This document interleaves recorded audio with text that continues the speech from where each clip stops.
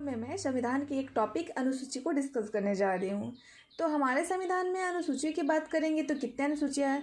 तो 12 अनुसूचियाँ हैं। सभी बच्चों को पता है कि रिसेंट हमारे संविधान में 12 अनुसूचियाँ हैं। लेकिन अगर हमारे प्रश्न आ जाता है कि हमारे मूल संविधान में कितने अनुसूचियाँ थी, तो बहुत कोई को पता होगा, बहुत कोई को नहीं भी पता होगा।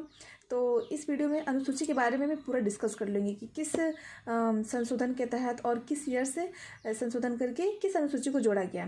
तो हमारे मूल संविधान की बात करेंगे तो मूल संविधान में टोटल कितने अनुसूचियाँ थी? 8 थी। और अभी कितने हैं? 12 है। इसका मतलब 4 हमारा संशोधन के थ्रू इसमें ऐड किया गया। तो हम पता करेंगे कि हाँ कब कब किया गया। तो सबसे पहले देखते हैं कि हमारा पहला अनुसूची क्या है। तो पहला अनुसूची भारत राज्यों का संघ है। पहला अनुसूची में क्या आता है? भारत राज्यों का संघ है। दूसरा में क्या है? वेतन भत्ता, ठीक है, जो भी सैलरी वगैरह बात होती है। तीसरा में शपथ यानी ओथ। अब बहुत कोई कन्फ्यूज़ होता है कि पहले शपथ की पहले वेतन। तो पहले क्या होता है कि अगर किसी से कोई काम करवाना तो पहले तो उससे मनी का ही बात होता है, तो पहले वेतन और फिर बाद में शपथ।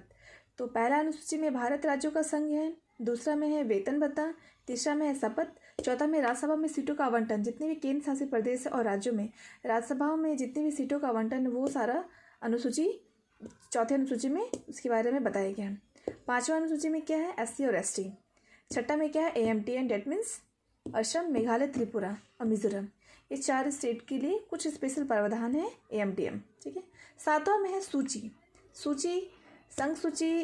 कितने तरह की सूची है? संघ सूची है, राज्य सूची है और समवर्ती सूची है। तो जितने भी जैसे परिवार नियोजन, जनगणना, तो सारा विषय किस में आता है? कोई विषय हमारा संघ सूची में आता है, कोई हमारा राज्य सूची में आता है, कोई हमारा समवर्ती सूची में आता है। तो यहीं से बहुत सारे विषय है जो सिर्फ केंद्र ही उसमें बना सकते हैं। उस पर केंद्र का ही अधिकार है, केंद्र उसको बना सकता है तो वो संघ सूची में आता है। बहुत सारे विषयों पे अधिकार सिर्फ राज्य सरकार का है तो राज्य सूची में आता है। और बहुत सारे ऐसे विषय हैं जिन पर केंद्र और राज्य दोनों कर सकते हैं तो वो हमारा समवर्ती सूची के अंदर आता है। जैसे हमारा एजुकेशन, बहुत सारे ऐसा और भी मैटर है तो समवर्ती सूची में आता है। कभी कभी ये प्रश्न पूछता है कि अगर कोई मैटर को लेकर विवाद हो गया, केंद्र और राज्य के बीच, दोनों बना रहे हैं, दोनों में केंद्र और राज्यों के बीच में हो गया, तो अगर पूछा जाए तो फिर मान्यता किसको मिलेगा? तो अवशिष्ट शक्तियाँ। यहाँ से आते हैं कि अवशिष्ट शक्तियाँ। सबसे पहले कि अवशिष्ट शक्तियाँ हमने कहाँ से बोरो किया? तो हमने कनाडा से किया। अवशिष्ट शक्तियाँ हमने कनाडा से बोरो किया है। और एक और चीज़ भी किया है, संघ शासन प्रणाली। 2 चीज़ हमने कनाडा से बोरो किया है, संघ शासन प्रणाली और अवशिष्ट शक्तियाँ। तो अगर कभी कोई विवाद होता है तो हम केंद्र सरकार का जो फैसला होगा तो अधिकतम केंद्र सरकार का ही माना जाएगा। तो अंत में जो होगा तो केंद्र सरकार का, जो इस सूची की बात करेगा। तो 8वां में क्या है? राजभाषा। राजभाषा कितने हैं हमारा? 22। राजभाषा कितने हैं? 22 है। 9वां अनुसूची तो अभी मैं आपको क्या बताई थी कि हमारा मूल संविधान में कितने थे? तो 8 ही थे। कितने थे?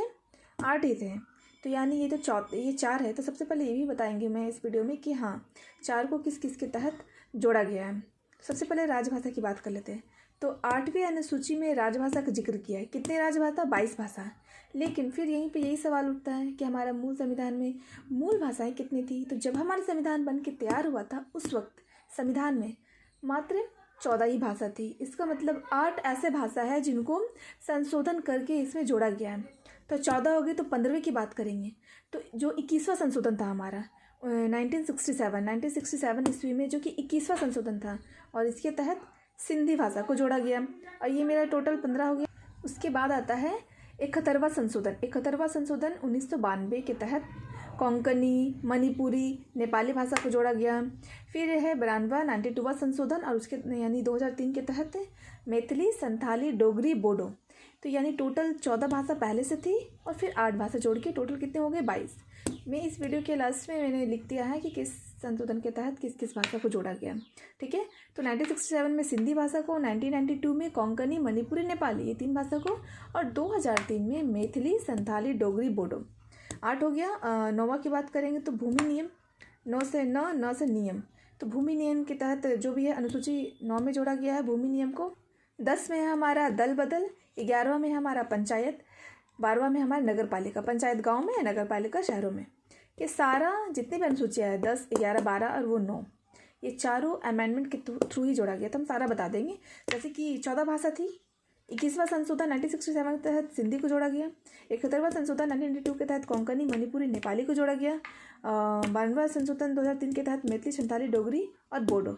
ये 1 2 3 4 5 6 7 8 भाषा टोटल हो गई। 14 हमारी मूल थी और 8, तो टोटल 22 भाषा हो गई।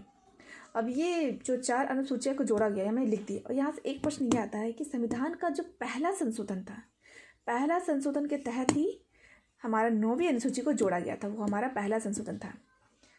52वां संशोधन 1985 के तहत 10वीं अनुसूची को जोड़ा गया। 73वें संशोधन 1993 के तहत 11वीं अनुसूची को जोड़ा गया। और 74वें संशोधन 1993 के तहत, ऐसा नहीं है कि एक साल में एक ही अमेंडमेंट हो सकता है, ऐसा नहीं है। तो इस जो हमारा 11वीं अनुसूची है, जो हमारा 12वीं अनुसूची है, दोनों का ईयर सेम है 1993। बस फ़र्क है कि ये 73वां संशोधन था और ये 74वां संशोधन था।